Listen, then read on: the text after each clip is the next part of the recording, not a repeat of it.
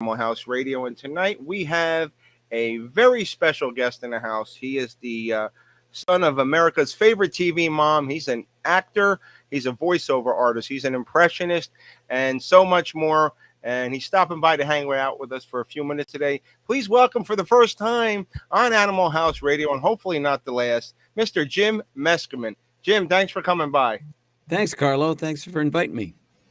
You're quite welcome. And I was reading over your resume, and I saw a bunch of your stuff, and I was just a lot of your stuff on YouTube, and I was very impressed. Nice, thank you. I appreciate that. I've been feeding YouTube for years now because in 2011 I had a big breakthrough video that I was just trying to get people to my live show in Los Angeles. It's so hard to get people to a live show, so I thought maybe I'll make a YouTube video and put it up, and I did all these impressions and a Shakespeare speech that I've done for years. And it went legitimately viral, which was very exciting. And then it also helped me fill the theaters, and it propelled me into almost a whole new career. Oh wow!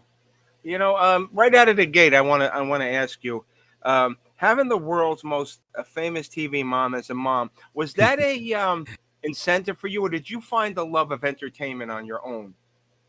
Well, that's a really good question. I when I was a boy, I felt an urge to perform. I wanted to sing. I wanted to make people laugh, and I don't know, just do plays and stuff. But I didn't have a very professional viewpoint about it. But over the years, I observed my mom, be a working actor, and sort of like me, she would do guest spots on shows. She was on Mannix and Hawaii Five-0, the old one, and the Brady Bunch, and she would just pop in and out of shows, and I saw what you had to do to prepare for that, and how you had to kind of construct your lifestyle, because it's an upheaval, especially if you're a single parent like she was, and so I didn't really make a full commitment to it until many years later, but it was an advantage to see what the life is really like.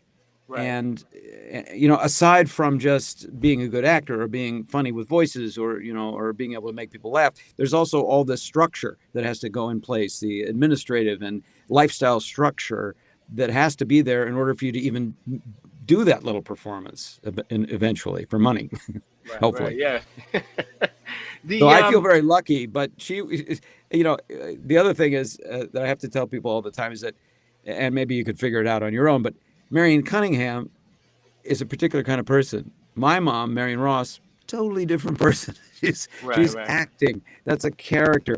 And so my mom was not Marion Cunningham. I did not come home every day and get milk and cookies and and even dinner on the table.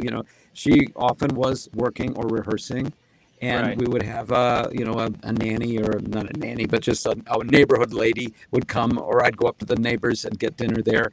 And she was sweet and kind and supportive, but in a totally different way than Marion Cunningham, who really nobody has experienced except audiences.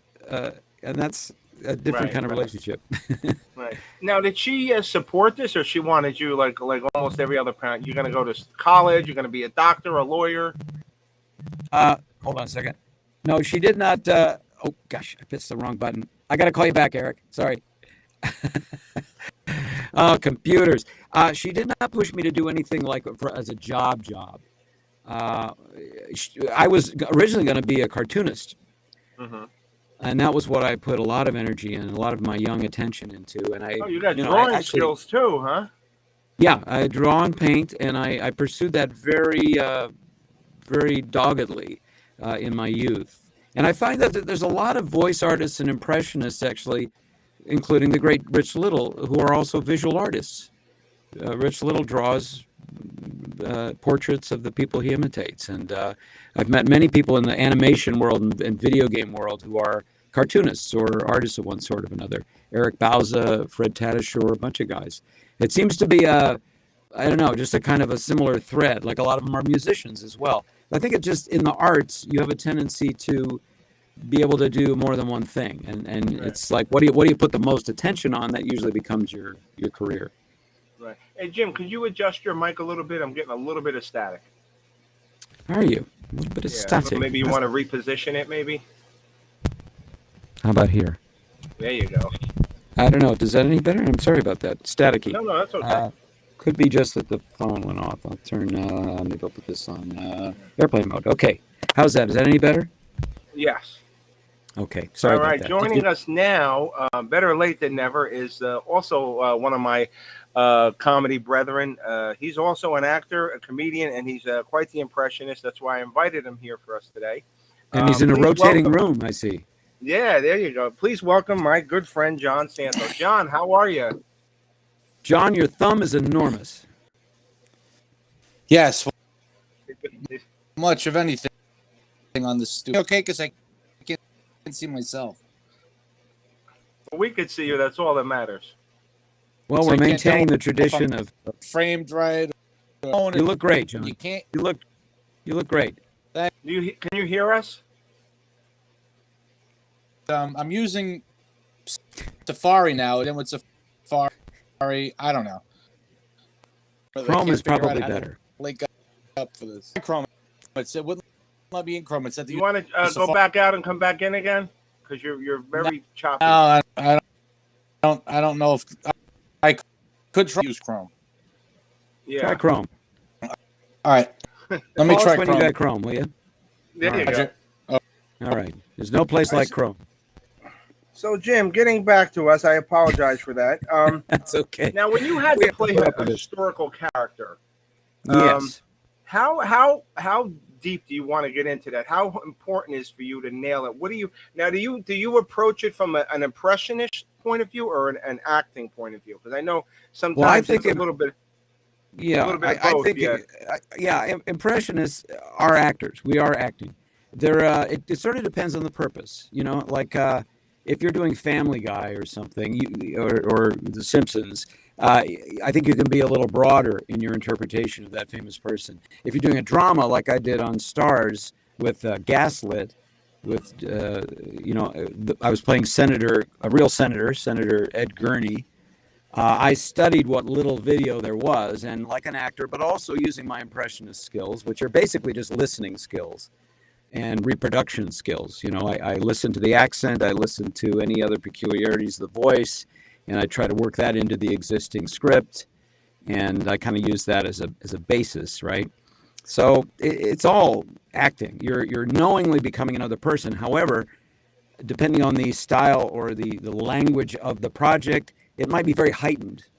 You know, I played Nixon for a very funny podcast called Space 1969. And my Nixon character was very exaggerated. You know, it was like the kind that you would have heard in the 60s by one of those famous impressionists like David Fry or Fred Travalena or, again, Rich Little. We can't say enough about Rich Little, the great godfather of all impressionists. Absolutely. But then I've done Nixon for more serious shows. Like there's a show called Timeless and another show called For All Mankind, where both of those shows required a Nixon that was a little more authentic, you know, because we're actually putting it on his visual using archival video and manipulating the mouth so it looked like he was saying certain things. And in that case, I would use a little more close to the vest kind of Nixon that was more conversational and not too cartoony. So it really depends on it depends on the purpose and the language or the style of the show. Mm-hmm. And also, now tell us about Gaslit. It sounds like an interesting show. It is. It's on Stars, which is a kind of a new channel that not everybody gets, but a lot of people got interested in it. Gaslit is a mini series or a limited series, as they say. I think it's 8 episodes, and it concerns Martha Mitchell, who was the wife of the then Attorney General John Mitchell during the Watergate debacle. And Sean Penn plays John Mitchell, and Julia Roberts plays Martha Mitchell. And I worked with both of those fine actors, and it was a great experience. The show itself is sort of disturbing. It's about how Martha Mitchell, who was just the wife of the Attorney General, was basically kind of kidnapped for a while and made to her contact with the press and with the public was cut by her husband, according to this show anyway, and she was sequestered for a while. in her own apartment or in her hotel room, and treated very poorly because she was a bit of a loose cannon and she knew everybody in the Oval Office and the administration of the White House and the government, and she didn't mind telling things. I mean, she was a bit of a loose cannon. She was an alcoholic and took a lot of pills, and she would just say whatever she was going to say. So their judgment was that she should be, suppressed. And that's a story that's not been told. And I don't know how well we told it, but I think, we took a good stab at it. We also, in that show, talked a lot about John Dean and G. Gordon Liddy. Wow. A very colorful character indeed. So it's a bit of a sprawling kind of miniseries in my own opinion, but I really admired the director, Matt Ross. He did a great job. He's an actor himself. He's an extremely easy director to work with. I think he got the most out of every scene. There's some wonderful acting that happens in it.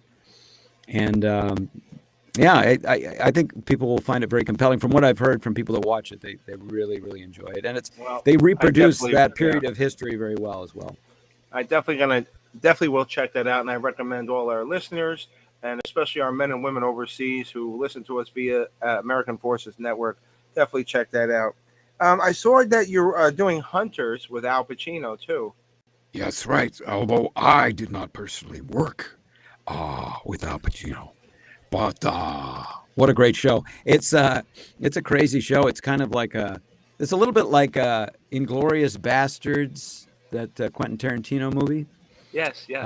In that it's about World War II, and actually it's about the aftermath of World War II, so it's a little bit later, and it's a bit revisionist. In other words, it talks a lot about things that didn't really happen, but maybe what if they did happen? Right, what if Hitler escaped and things like that. So season 2 is supposed to launch any day now. I'm sort of waiting because I'm excited about it, and I got to play it. I can't say too much about my character, but I think I can reveal that I played a German, and so I had to make use of what I know of the German accent. Funny. So that was a lot of fun to do. This is the kind of thing that I think a lot of actors get into the business to do, is to play people from other countries, and we don't often get to. So that's amazing. I love that accent. You mentioned Rich Little a couple of times. He's a good friend of the show. He's been on a few nice times. Amazing man. And I love when he does Johnny Carson. Yeah. He's if you watch the roast, which I did during the COVID, that kind of comedy, you just don't see it anymore, like the D. Martin roast. That's like a forgotten era. Well, and it's sort of wonderful that these days I think comedy is very different anyway. I understand in the recent roasts that they've had, because they do attempt them, that they're all like kind of biting and crass and mean-spirited. Yeah. I've not seen them, but that's just what I've heard. But you can go back in a time capsule and look at Orson Welles, Jimmy Stewart, Henry Fonda, Dean Martin, as you said, Foster Brooks, all these old characters that guys our age know about. And it's like, you just go back to that time. You go, oh my God, there's that aesthetic, that sense of humor, that kind of, that kind of edgy. I mean, they use language that today we would be like, don't say that. Right. It was no big deal. But you know what the difference was, Jim? Nobody got uptight about it. Everybody was like, it rolled right off them because they knew it wasn't mean spirit. And you're right. The key word you said, they do them now. They attempt them. They're really, really bad. Yeah. It's become, when I see these younger comics, and I really, really support them. But the one thing I tell them, know who your predecessors were. If you don't know who came before you, then it just makes sense. Just like an actor would know who Olivier was and Brando. I mean, it's common sense. But when I see comics that are very, and don't get me wrong. You mentioned somebody you mentioned Brando. Who's that? Yeah. You bring up somebody I'm just not familiar with that. That's the name I've never. Is that an Italian brand? Is it Brando? Is that something you use in your sink? Maybe on your tiles? I don't know. Oh my God, that's too funny. I see them using a lot. Listen, I'm blue sometimes, not all the time, but I see that as a sign of a weak comic. Well, look at Jerry Seinfeld. Jerry Seinfeld became one of the highest paid successful comics, whether you like him or not. Forget it. I mean, could sell out arenas, and obviously that TV show, completely clean. He utilizes real humor, which is a little more complicated to build as a a writer, and I'm sure John would agree, particularly if he can hear us, that a really well-crafted humorous piece is much more difficult to put together than something that's just a kind of weird, psychotic, random thing that audiences go react to and reject. Absolutely. Jim, what was the one defining moment for you, or was it something you saw on TV? Was it a certain individual performing that really said that you said, take Mom I'll aside, call you back. because that Eric, now he's calling John, right? If we take Mom out of the equation, like, was there somebody you saw on TV that really you said, wow? Oh boy, so many great artists. I tell you, the first person that comes to mind, to be completely honest, is the late great Jason Robards. Actually, it's Jason Robards Jr. I think his father was Jason Robards too. And Jason Robards, I don't know if you remember him exactly, Carlo, but he was a very interesting performer and sort of acerbic. And, he was well known for doing these Eugene O'Neill plays. But he was just a very dynamic, interesting guy. And I remember seeing him in the movie called 1,000 Clowns and going, wow, I'd like to be like that guy. It was something really wonderful about it. And I was in a movie that he was also in. I never met him, but I think it might have been one of the last. In fact, I was in 2 of his last movies.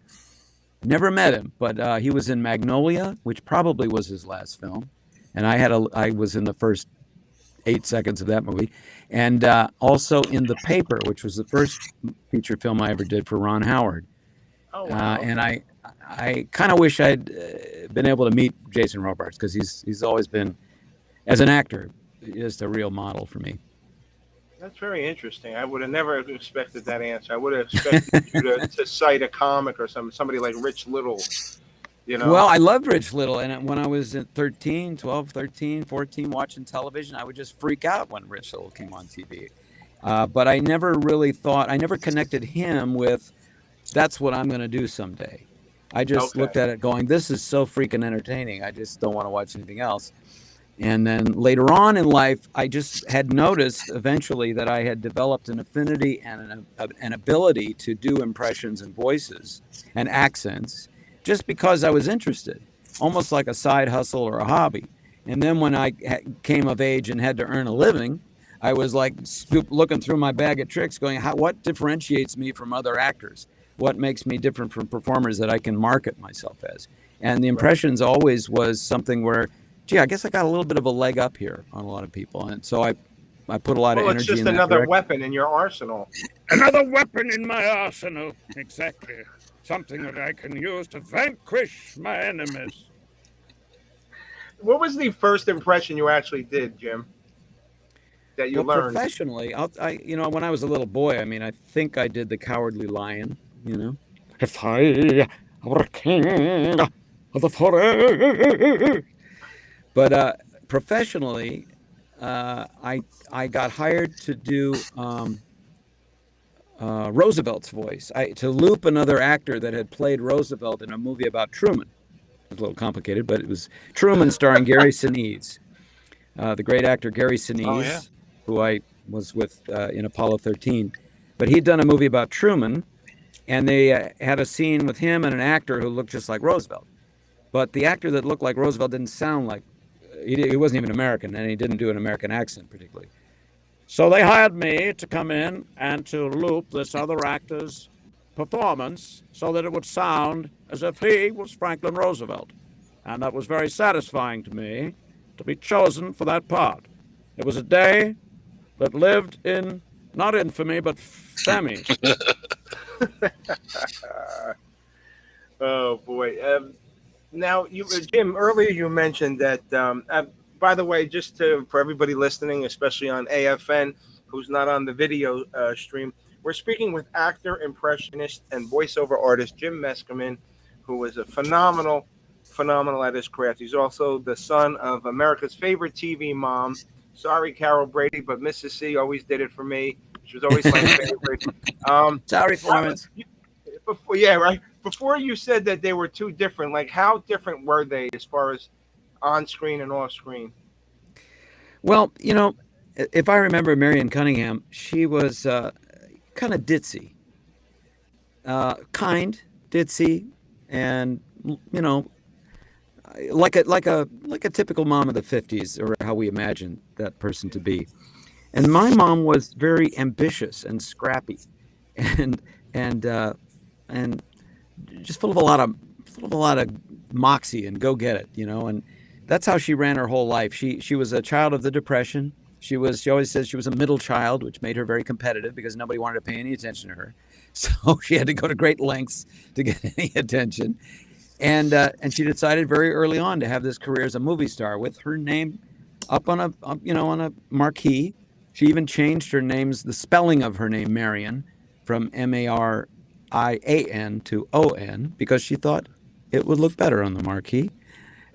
So that's ambitious, playful, competitive, Detail oriented. detail oriented, marketing oriented too. Yeah. She hired a publicity person very early on in her career. So Marion was much more, oh, well, you go, Howard, you go, Richie, and do this and that, and Yeah. I'll be right here and I'll carve the turkey, and don't worry, but Joni and I will do. And Marion was kind of like, wait a minute, I want to do that. Where are you going? I can do that. So that made her a very inspiring person, actually, because when I began my own career, I realized that you had to kind of get busy and make it, and not wait around for somebody to deliver it to you. Oh yeah, it's not going to come looking for you. Absolutely. John, did you have any questions for Jim? Yes. What part did you play in Apollo 13? I've seen the movie a lot, but I'm trying to picture where you were in that movie.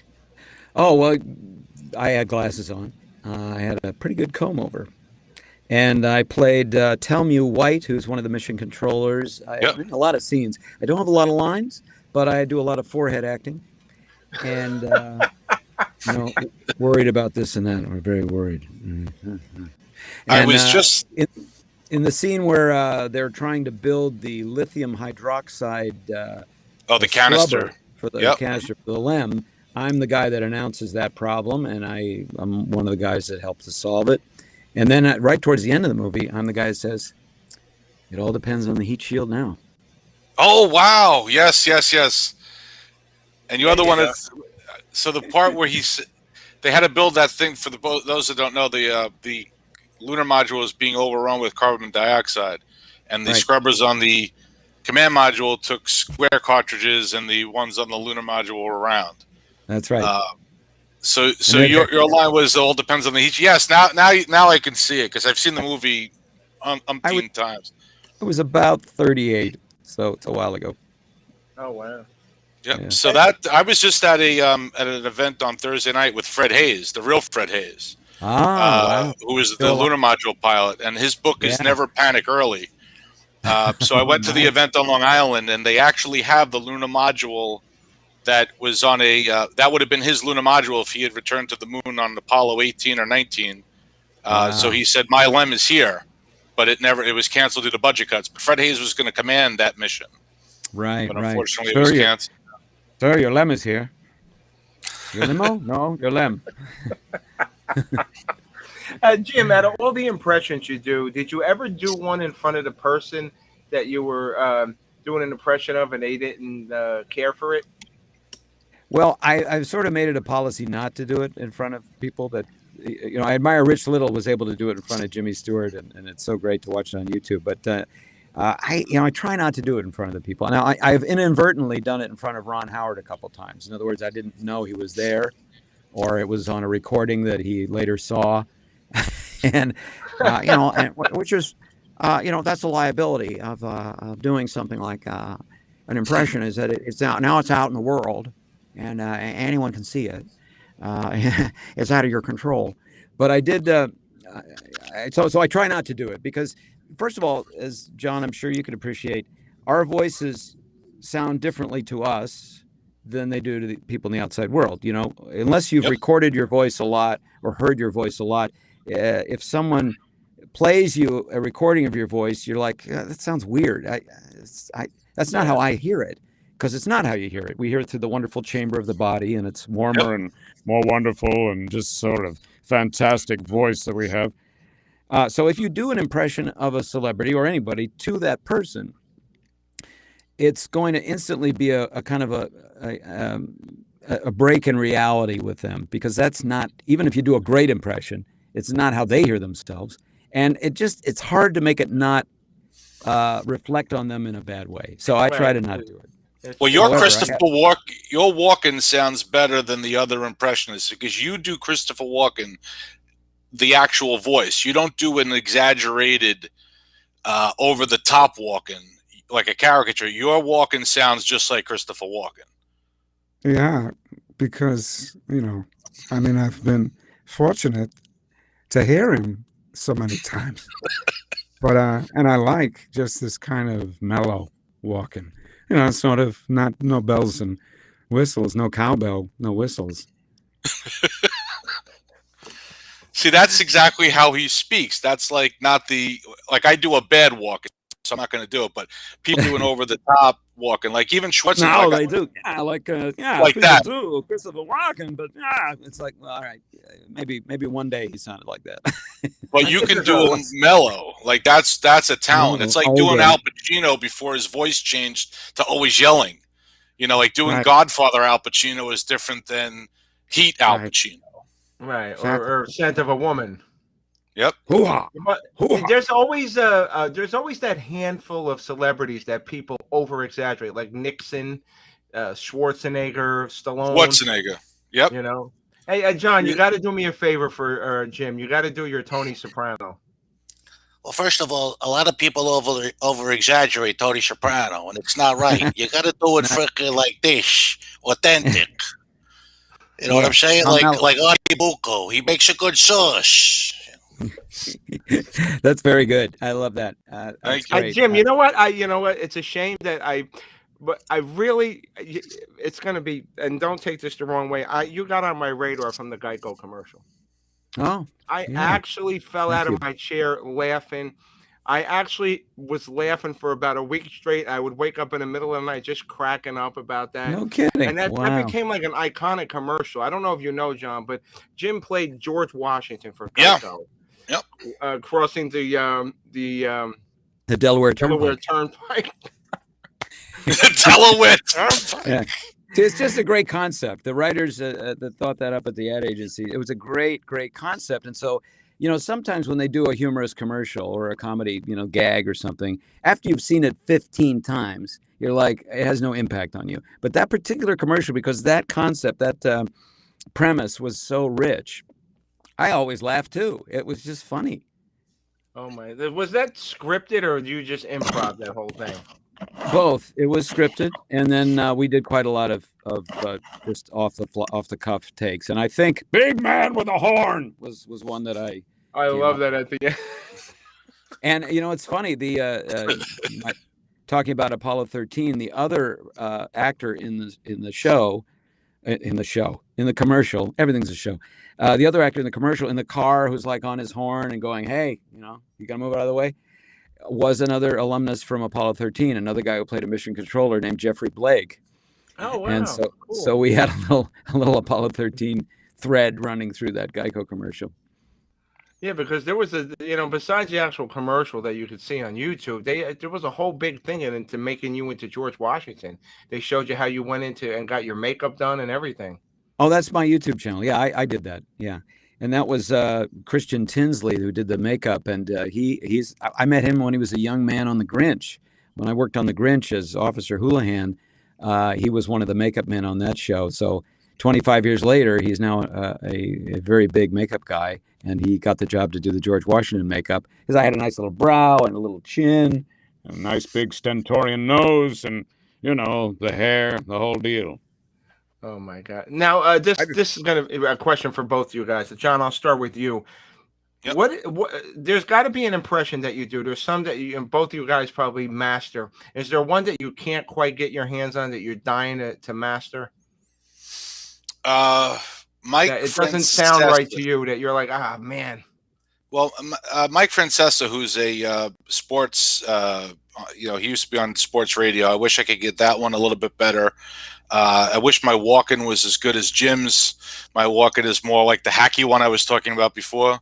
But the one voice that I think I do fantastic is the Schwarzenegger, and I can do it not the hacky version, but the more like he speaks and all of this, and it is fantastic. And I would love to do it in the Terminator movies because those are the best movies.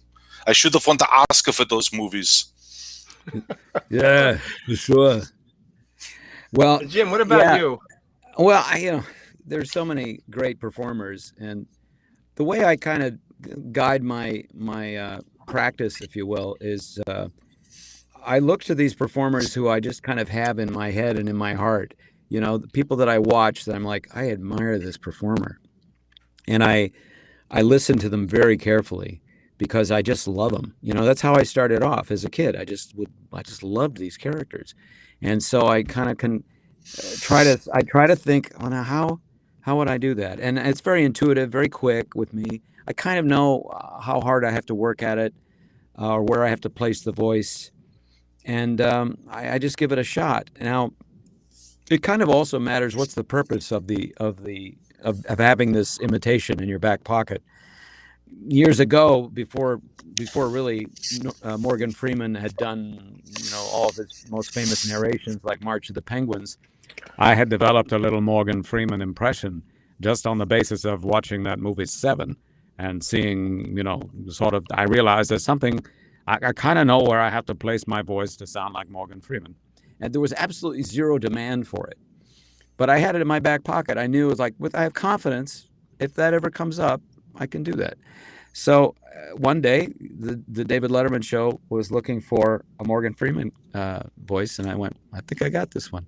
And then that was very validating because I did the job and they loved it, and it's like, oh, okay, well, I guess we all agree I can sound like Morgan Freeman, and that's very buoying. It makes you feel like, okay, that's another product I have to offer. That's another thing feather in your cap. Yeah.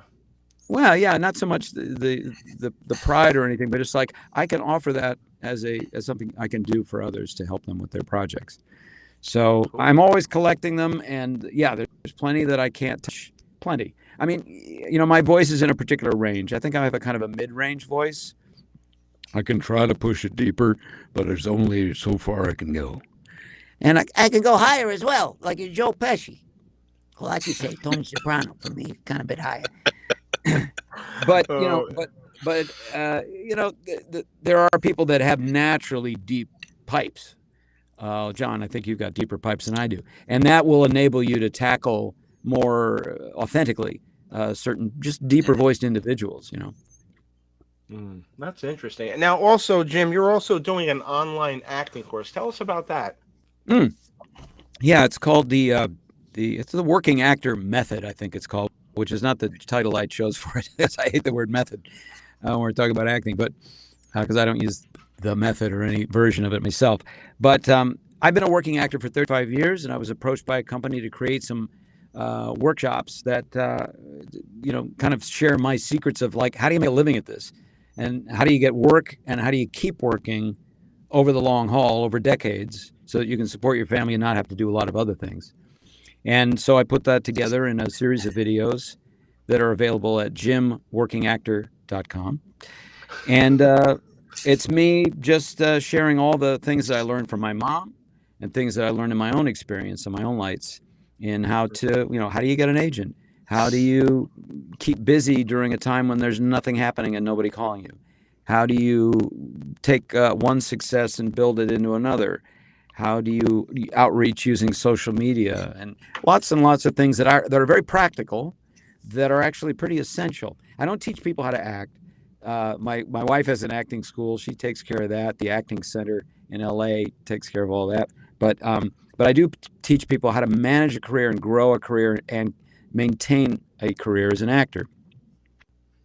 Oh, cool. Very good. Now, Jim, you said you would take a bunch of, what is the one thing that the one most important thing that you learned from Mom? Is to be proactive. so like I said, don't wait around. You know, in the off season and when mom was still kind of struggling, she would do things like do a play, or as I said, she would hire a press agent. She would hire a press agent to promote the fact that she was doing a play. Plays, especially in LA, it's a kind of a thankless thing, but it is a way to show casting people that you're a dedicated actor. You're obviously dedicated because it's just hard work. Very hard to find an audience, for one thing, and just hard to bring off. You know, live theaters is a real challenge. So she would do that even when she was doing Happy Days. She would do plays in the off season, and she would find ways to be an actress. You know, not just to be I guess a personality or a celebrity, but to be an actress, a person who is acting. And these days, what I recommend to people is, you know, find avenues to perform. If you don't have a job, if someone isn't knocking on your door to be in a movie or to be in a short film or to be in a play or a showcase, well, there's really nothing stopping you from writing something, putting it on YouTube, telling people about that, putting that on Facebook, letting people see your work. It takes a little bit of courage at first because we're not maybe so, you know, we're a little protective of our privacy or whatever. But I can tell you that being proactive in that way, if you can push past the initial, you know, trepidation of creating your own material and getting it online or getting it in front of people, let's say, any way you can, if you can push past that, it's quite interesting what can happen, because I think people recognize that an effective, proactive person who's just doing their own thing is kind of compelling. It's kind of like, I think they respond better to somebody who's a go-getter than somebody that's just sitting on their laurels. Yeah. Yep. Yeah, or sitting on whatever. Yeah. John, you have any questions for our esteemed colleague? Yeah. So where was Apollo? I just have because I'm a big Apollo 13 person. In fact, I can't move the model over, but I've got the. I bought this one. He's in the aeronautics field, so don't get him started on Iron Eagle either. So that's the Apollo 13 50th anniversary pen, which I gave to Fred Hayes to sign his book, because I figured how cool would that be. So, but I have an Apollo 13 model, a command service module, lunar module over there. I don't want to move it though, because it's very expensive, and if I would have dropped that, it would cost a lot of money. Believe me, it would be horrible. That's very but nice. I loved Apollo 13, but I prefer missions that don't have explosions, that actually land on the moon. I mean, everybody wants to land. But where was Apollo 13 filmed? The scenes that you were in, and the other filming locations, if you know. I do know, because I went there for a month and worked on it. It was at Universal Studios, what's now called Stage 14. I think it was called I think the number changed, though. I thought it was 21. But anyway, I was just there the other day. Actually, I peeked in. The sound stages are so funny. They're these empty boxes, and then they build a universe in there, you know, of things. Yeah. In this case, they built such a realistic and convincing interior of Mission Control in Texas that the consultants that were there were disoriented quite often. They kept thinking they would forget, and they would think, well, we'll just go down to this bar. Oh no, I guess that's in Texas. Because there was a drop ceiling. There was no like lights up above, and you couldn't see the ceiling of the soundstage. It was a drop ceiling, like the Mission Control. Mm-hmm. All the units, all those monitors, and it was exactly following all the architectural information that they gathered. So it was and so we shot it there, and then there was another stage where they shot the LEM stuff and the command module stuff, and then of course they went up in the Vomit Comet. Yep. Now, did they use that set for other productions, like for Tom Hanks from the Earth to the Moon, or for other period pieces about that, or was that strictly for Apollo 13? I think they're so used to tearing things down and building them up. I know that they got rid of that set the day after we finished. And wow! That's how it goes. That's how it goes. It's amazing. It's kind of you know, it makes you feel as an actor, you kind of like, oh my God, they just tore down my neighborhood. But but they do it right away, because guess what? There's another fantasy thing that has to go in there. Like later on, that same stage was the home of a huge mountainside for the Grinch. That Oh, was this wow. massive mountain that covered with snow that Jim Carrey sledded down or whatever. It's like, and then right now it's probably some Tahitian paradise. Who knows? The inside of these boxes changes constantly, and they're not very they're not very sentimental about it. They just Well, they I know threw what away I- the Merv but it's Griffin nice. set. The Merv Yeah. Griffin set went into a dumpster on Seinfeld. So they just. I'm But I surprised.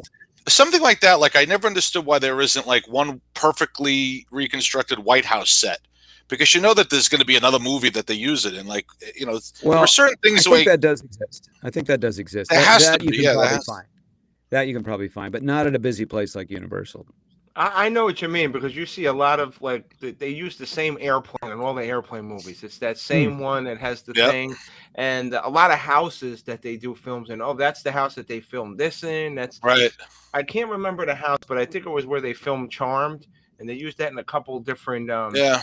TV shows or movies. But that's interesting. Now, I was at Universal Orlando on the regular tour, and they said there was like a New York City street, and they said they changed the stoop around, they changed the handrails, they changed the door, and it's been in like NYPD Blue, it's been in a bunch of different things, and they just shoot it from different angles, but it's That's the right. same thing. It's incredible. It's creative real estate, what that is. So that it's very common, very common. Listen, guys, I enjoyed our time together. This is I gotta actually do something else, but I'm enjoying the talk. I got the. I Hey, got a Jim, thing. before we I let have- you go, apologize. I just wanted to let you know that I always do this. Usually, my co-host is Lieutenant General Jerry Martinez. He was our commander for U.S. forces in Japan, and I just wanted to let you know that guys like you and actors that because our men and women are stationed in places where the bottom could drop out at any minute. So I wanted to thank you for the entertainment value that you provide, and it means a lot to them for that 1 hour that they might get a day for some downtime where they can listen to a movie or some music or watch a movie or watch YouTube, and guys like you that make them feel closer to home. Wow, that's so nice. Well, I want to thank all your listeners earnestly and sincerely for their service. And I invite you to my YouTube channel. I do daily videos that are very short and very silly, very fun and hopefully uplifting. And I would love to meet you there. Jim, before you run out, would you do a couple of station IDs for us? Of course. What exactly do you need? Basically, you're going to say, introduce yourself, and you're going to say, hi, this is Jim Meskerman, and you're listening to Animal House Radio. But you can, you can play with it, do what you want with it. Okay. This is George W. Bush, and you're listening to Animal House Radio. I mean, there's a bunch of animals in a house. Hey, I'm Jim Meskerman, and you are listening to Animal House Radio. Couldn't be worse. I mean, could be better. I mean, never mind. Hey, this is Robin Williams. You're listening to Animal House Radio live. Well, hopefully you're alive. Anyway, somebody is. And keep listening. Jim, thank you so much. I want to thank you for your time. Please give Mom our best and tell her we miss her and love her. So I'm going to go see her right now.